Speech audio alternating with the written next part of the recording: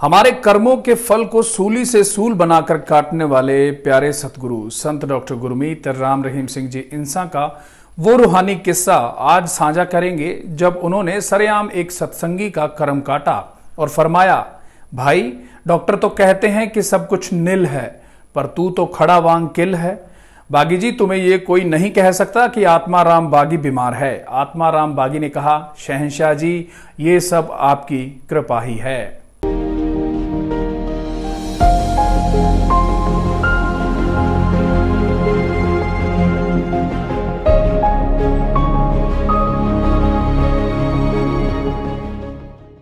नमस्कार, मैं हूं अनिल कक्कड़ और रूहानी जीवोद्धार यात्रा सच्ची व रूहानी बातें मेरे साईं की किस एपिसोड में आपका स्वागत है।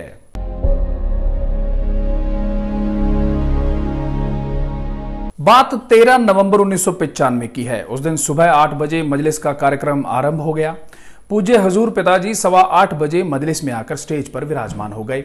सभी सत्संगी अपने प्यारे सदगुरु जी के दर्शन करके खुशी में झूम रहे थे। सासंग दरबार में काफी संख्या में आई हुई थी। आत्माराम जी बागी स्टेज भंगीदास रामा मंडी से शहंशाह जी के दर्शनों के लिए आए हुए थे। वे अपनी आप बीती स्टेज पर खड़े होकर बोलकर सुना रहे थे। कहने लगे, पिताजी मैं बीमार था। डॉक्टरों ने बताया कि बागी साहब तेरा सब कुछ निल है, अर्थात तेरी हालत बहुत खराब है। परिवार के सब लोग घबरा गए। शहंशाह जी मैं आप जी के सामने स्वस्थ खड़ा हूं। पूज्य हजूर पिताजी ने हंसते हुए अपनी उंगली उठाकर इशारा करते हुए फरमाया, भाई डॉक्टर तो कहते हैं कि सब कुछ निल है, पर तू तो खड़ा वांग किल है। बागी जी तुम्हें ये कोई नहीं कह सकता कि आत्माराम बागी बीमार है। आत्माराम बागी ने कहा, शहंशाह जी ये सब आपकी कृपा से ही है। अभी आत्माराम ने अपनी बात पूरी नहीं की थी कि इतने में रामजीत सिंह ने अपनी अर्ज शुरू कर दी। पिताजी मैं भी अपनी आप बीती आप जी को बताना चाहता हूं। इस पर पूज्य गुरुजी ने कहा, तू भी भाई अपनी आप बीती सुना दे। रामजीत सिंह सुनाने लगा, पिताजी मैं भी पिछले साल बीमार हो गया था। मानसा शहर के सभी बड़े बड़े डॉक्टरों ने हमें जवाब दे दिया कि मनुष्य के अंदर 9000 सेल होते हैं, इसके अंदर सिर्फ 3000 सेल ही रह गए हैं, इसलिए इसे जल्दी से किसी बड़े अस्पताल में चेक करवाओ। मेरे लड़के मुझे पटियाले ले गए। जब वहां के डॉक्टरों ने मेरा चेकअप किया तो आप जी की रहमत से मेरे शरीर में 9000 सेल काम कर रहे थे। यह सुनकर शहंशाह हजूर पिताजी बहुत खुश हुए और फरमाया, तेरे सिमरन से 3000 सेलों ने 6000 खत्म हुए सेलों को भी काम पर लगा लिया। मनुष्य के अंदर भी सेल होते हैं, इन्हें देखकर ही बाहर नकल करके सेल बनाए गए हैं।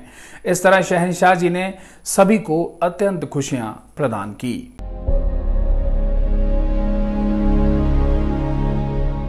शाम की मजलिस 4 बजे प्रारंभ हो गई। साथ संगत अपने प्यारे प्रीतम जी के दर्शनों के इंतजार में बहुत ही श्रद्धा ध्यान मगन बैठी हुई थी। भजन मंडली वाले सेवादार अपने अपने भजन बोल रहे थे और उनके साजों की मधुर धुनों ने सारे वातावरण को आकर्षक बना दिया। इस दौरान हजूर शहंशाह जी तेरावास से बाहर आए और आकर शाही स्टेज पर विराजमान हो गए। प्यारे दातार जी ने स्टेज पर विराजमान होते ही समस्त साथ संगत को अपने पवित्र कर कमलों से आशीर्वाद दिया। भंगीदास दीवानचंद ने सेवादारों से फिर से भजन बुलवाने शुरू कर दिए। इस प्रकार भजनवाणी चलती रही और साथ संगत अपने प्यारे शहंशाह हजूर पिताजी के दर्शनों का आनंद लेती रही। इस तरह वालिदो जहान सच्चे पातशाह जी आधा पौना घंटा साथ संगत को दर्शनों से निहाल करते हुए अपने समय अनुसार सभी को जाने की आज्ञा देकर तेरावास में चले गए।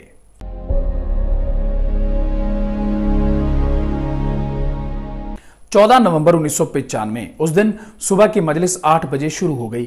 साथ संगत बहुत अधिक संख्या में आकर दर्शनों के लिए पंडाल में बैठती जा रही थी। शहंशाहों के शहंशाह मस्ताना जी महाराज का जन्म महीना होने के कारण साथ संगत में खुशी और उत्साह बहुत ज्यादा था। शहंशाह हजूर पिताजी 8:15 बजे स्टेज पर आकर विराजमान हो गए। मजलिस में उस दिन सभी कविराज जो प्रार्थना के शब्द बोल रहे थे, जैसे मत ही नून बख्शो ज्ञान पिता, करा सिफत पीरां दे पीर तेरी, किवें दिल मेरे विच वस जावे एह सोहनी जही तस्वीर तेरी। प्रेम भरपूर भजन सुनकर बहुत ही अधिक वैराग्य आने लगा। एक कवाली बोली गई, दिल करदा है सतगुरु हर वेले, तेन कोल बहा के तकदा रहा। इस पर हजूर पिताजी फरमाने लगे, भाई नाम या सत्संग प्रथा के शब्द सुनाओ। सभी एक जैसे ही भजन बोलने लग गए हो। फिर कविराजों ने नाम प्रथा के शब्द बोलने शुरू कर दिए। नाम लेने में बड़ी है बहार, भूलने से आए दुख बेशुमार, नाम ही दवाई है सब रोगों की, नाम ही दवाई है। भजन के बाद शहंशाह जी साथ संगत को आशीर्वाद देकर स्टेज से उठे और तेरावास में चले गए। शाम की मजलिस का कार्यक्रम 4 बजे आरंभ हो गया। प्यारे महबूब घट घट की जानने वाले सच्चे सतगुरु तेरावास से बाहर आए और साथ संगत में सुसज्जित स्टेज पर आकर विराजमान हो गए। साथ संगत पूज्य हजूर पिताजी के दर्शनों का आनंद ले रही थी। शहंशाह जी मजलिस समाप्त कर तेरावास में चले गए। वहीं कुछ साथ संगत हजूर पिताजी को मिलने तेरावास के गेट पर खड़ी थी। पूज्य गुरु जी उन सभी को तेरावास में बुलाकर मिले। श्री गुरसर मोडिया वाले पूज्य माता जी तथा भाई जसमीत सिंह जी भी पूज्य गुरु जी से मिलने तेरावास में गए तो कुछ सतब्रह्मचारी बहनें भी साथ हो गई।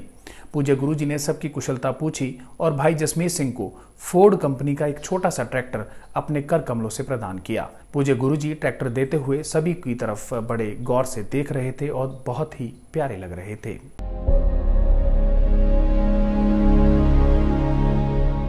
15 नवंबर 1995 उस दिन सुबह की मजलिस परमपिता शाह सतनाम जी धाम में हुई। शाही स्टेज बहुत ही सुंदर सजी हुई थी। स्टेज के पीछे हरे रंग का पर्दा लगा हुआ था। भजनवाणी चल रही थी। पूज्य गुरु जी 8:45 बजे तेरावास से बाहर आए। सारी साध संगत को अपने पवित्र कर कमलों से आशीर्वाद दिया। साध संगत अपने प्यारे सदगुरु जी का भरपूर प्यार पाकर गदगद हो गई। इसके बाद भजन मंडली ने एक शब्द बोला, डाडी नाम तेरे दी महिमा दिन दिन चढ़े सवाई जी। और इसी तरह और भी 3-4 भजन बोले गए। इसके बाद प्यारे गुरुजी ने सत्संग के प्रति साथ संगत को इस प्रकार समझाया। सभी रूहानी संतों ने सत्संग को सबसे बड़ा क्यों कहा है? क्योंकि जहां पर एक मालिक प्रभु परमात्मा की बात की जाए जो वास्तव में एक है, ये ना कहा जाए कि हम इस भगवान वाले हैं वो उस भगवान वाले, वो सच्चा सत्संग नहीं है। जहां पर प्रभु प्राप्ति का तरीका बताया जाए, प्रभु के गुणगान गाए जाएं और उसी के बारे में जो भी सच है वो सभी के सामने रखा जाए, उसे सत्संग कहते हैं। अगर शब्दों का अर्थ निकालें तो सत का मतलब होता है सच और संग का मतलब होता है साथ। सच का साथ। सच क्या है? जिसमें कोई भी परिवर्तन नहीं आता। दुनिया में हर चीज परिवर्तनशील है, पर एक ऐसा भी है जो कभी नहीं बदला और न बदलेगा।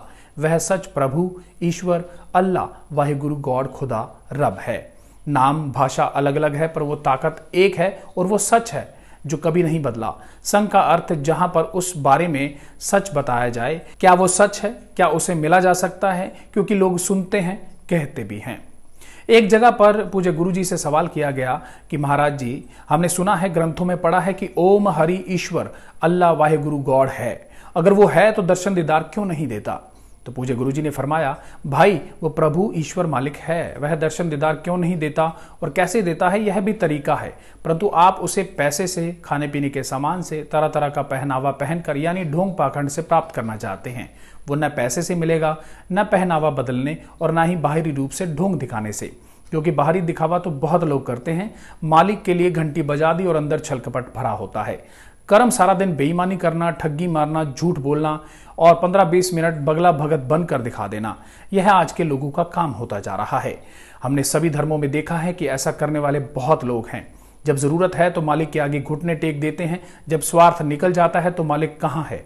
प्रभु है या नहीं, उसे पाना चाहिए नहीं, कोई उसकी परवाह नहीं करता। दुनिया मतलब प्रस्त हो गई है, बिना स्वार्थ के एक कदम नहीं चलती, और स्वार्थ हो तो गधे को भी बाप कहते लोगों को देखा है।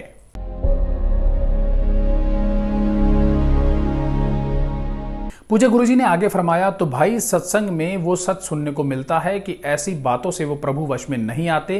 कितना दिखावा करते रहो, कितना भी पैसा चढ़ाते रहो, आज तक उसके पास एक नया पैसा नहीं गया और न ही जाता है। सत्संग का मतलब यह नहीं होता कि आपको प्रभु की बात सुनाएं और बदले में पैसा लें, यह तो व्यापार हो गया। ईश्वर नाम अमोल है, बिन दाम बिकाए, तुलसी ये आश्चर्य है, ग्राहक कम ही आए। वहीं पूज्य गुरुजी ने आगे फरमाया कि आज का दौर बहुत ही भयानक होता जा रहा है। मानवता का खात्मा होता जा रहा है। मानव के रूप में शैतान अधिक नजर आते हैं। ऐसे लोग तीर्थ स्थानों पर जाते हैं और बजाय पाप धोने के वहां और पाप खरीद कर ले आते हैं। लोग अपनी गंदी हरकतों से, अपनी आंखों से, बुरे विचारों से वहां से और पाप खरीद लेते हैं। वहां पर लोग कुकर्म करते हैं, बुरे बुरे कर्म करना, बुरी बातें करना। तो वहां जाने का क्या फायदा हुआ? इससे तो बेहतर था कि आप घर में ही रहते, कम से कम पाप तो ना और खरीदते। ये आज के इंसान की मनोदशा है। ये अपना मतलब निकालता है और भगवान से इसका कुछ लेना देना नहीं। जब जान आफत में हो तो कहता है, हे भगवान, मैं तेरी काली गऊ, पीली गऊ, सफेद गऊ, पता नहीं कितनी प्रकार की गऊ बनता है। जैसे ही आफत गुजरती है, सांड बनकर अकड़कर खड़ा हो जाता है। कहता है, मैं भगवान को नहीं मानता। कौन होता है वो? दुख में सिमरण सब करें, सुख में करे न कोई। जो सुख में सुमिरन करे, तो दुख काहे को होए।